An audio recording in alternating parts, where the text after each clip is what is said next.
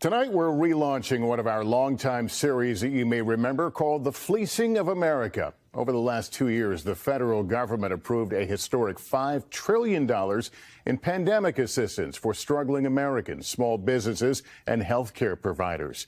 But now investigators say hundreds of billions have been lost to fraud. This $3.5 million Florida mansion seized by the IRS was bought with taxpayer dollars that were supposed to rescue American jobs and small businesses. Instead, according to law enforcement, it funded a swim-up bar and a horse stable. The buyer got $7 million from the federal government, allegedly claiming he had 400 employees. According to prosecutors, he had none. Have you been surprised by how quickly fraudsters moved in on this money? Unfortunately, not really. Michael Horowitz is the top cop overseeing the effort to make sure the $5 trillion in taxpayer dollars went to the right place. This is his first interview in his role as the head of the Pandemic Response Accountability Committee. When the Small Business Administration, in sending that money out, basically said to people, apply and sign and tell us that you're really entitled to the money.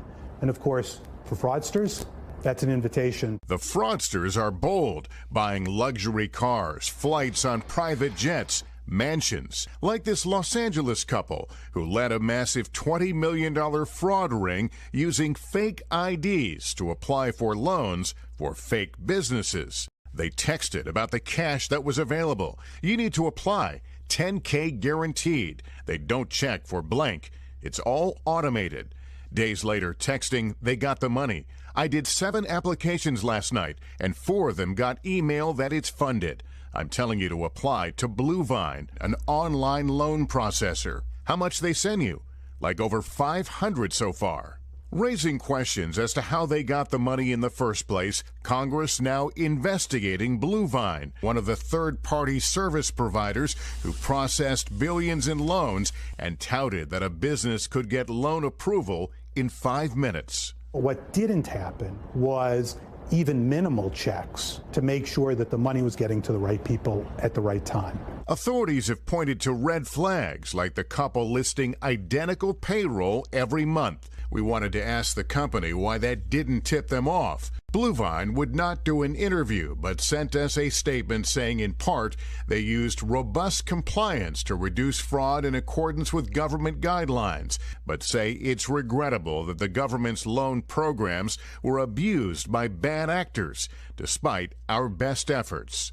When federal agents arrived at the couple's door, they allegedly tried to stash this bag of $450,000 in their backyard. Once convicted, they fled, abandoning their teenage children, arrested finally in Montenegro. Investigators insist there are so many more cases like this to uncover. One of their data scientists in California programs computers to find discrepancies. It's basically impossible for humans to go through it by hand. It would take way too much time. Just one red flag? This building in San Francisco that they found listed on more than 1,300 different loan applications. We have our data scientists pouring through those records, looking for anomalies, matching addresses. These are people who are betting on the fact that you may not be looking. And what we're here to tell them is we're looking.